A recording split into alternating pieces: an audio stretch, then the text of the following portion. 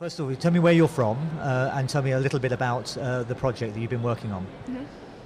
I originally came from China, and now I'm attending school at Washington University in St. Louis. I'm the co-founder and president of WUSICE, the Washington University Students for International Collaboration on the Environment. It's a student group at our school.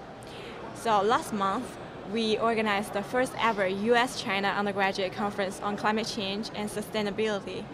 This conference invited 11 Fudan students coming from China and 11 WSU students in America. And these students are divided into two teams, the delegation teams representing U.S. and China. And at the last day of the conference, they had a mock COP16. This event simulates the real international negotiations going on at the COP16. And the students collaborate intensively with each other, debate and negotiate for 10 hours on that day, and produce the final product of the conference, the Memorandum of Understanding on Fighting Climate Change between U.S. and China. And this MOU summarizes all the agreements reached upon by the students on 5 topics: the mitigation actions, the technology transfer, the market mechanism, the MRV, and the financing. And all the delegates finally voted on these issues, and then all of them signed on the document. So it is the signature page. But basically, you managed to reach understanding, you managed to reach compromise, agreement on those 5 issues after 10 hours of debate, something they've not managed here after many, many years and unlikely to manage at the end of next week here in Cancun. So it must have been quite an achievement, or? Yeah, actually right before the conference, the students, the American and Chinese students are paired up together, and they have been doing research way before the conference, and throughout the conference they've been listening to the lectures.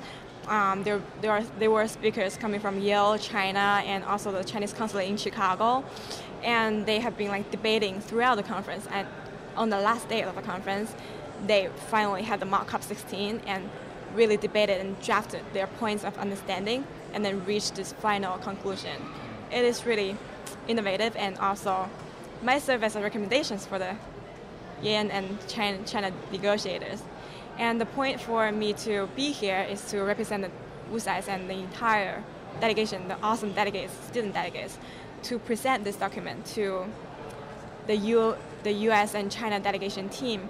And luckily, we submitted to Jonathan Pershing and also Su Wei from the China delegation team. And they actually met with us, and they both signed on our Memorandum of Understanding. They said they're going to read the Memorandum of Understanding, and you take them at their word, do you? Hope they will, and learn something from it. Yeah. So John, if you can tell me a little bit about your participation in this project and what you gained from it. Sure. So as Summer has already said, I was one of the 11 United States delegates, but I was arguing the case of China. And so it was...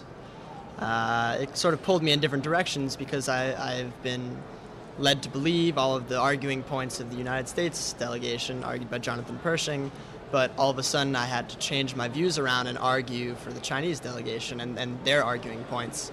So I was paired up with a student from Fudan University in China, and he helped me understand where the Chinese delegation is coming from in terms of why they argue the things they did, because it didn't make any sense to me before the conference, and then by the end of the conference I started to understand why they argue the things they do in terms of national security and national interest. What were the fundamental, is it possible to summarize what the fundamental differences were when you started the negotiations? I was specifically debating the case of MRVs, which is measurable, reportable, and verifiable.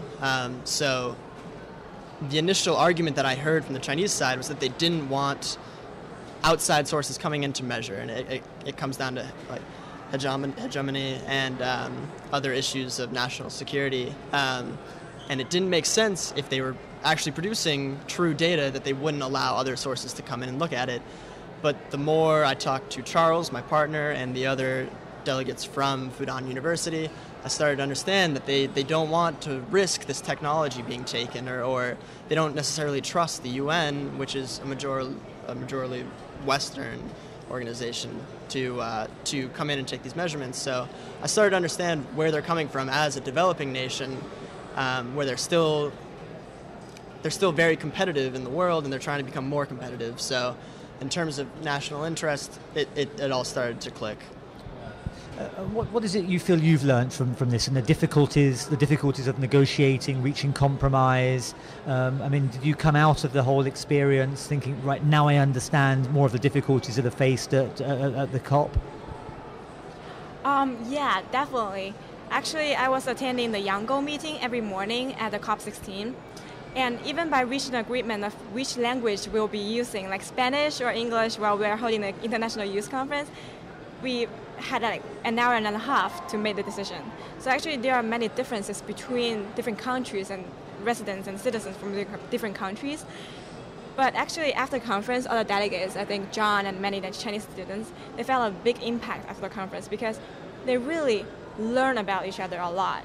And I felt like also the Jonathan Pershing also had a quote. He signed that only through continued dialogue can we find solutions. Is that definitely true, because all the Chinese and American students learn about each other well and build up this mutual trust and mutual understandings.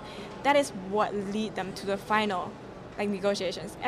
I just feel like there are differences that exist, but we need to try our best to make compromises and find solutions. And solutions are there. We just need to compromise and bargain and really try our best to understand each other as well, and then Is that the message you're bringing here, and you'd like to give to the negotiators here in Cancun? Mm-hmm. Yeah. While national interest is strong and important, international interest must be factored in, and certain things must be compromised for the sake of international interest and international security, which are things that are overlooked in a lot of dialogues because everybody wants to argue for their own nation.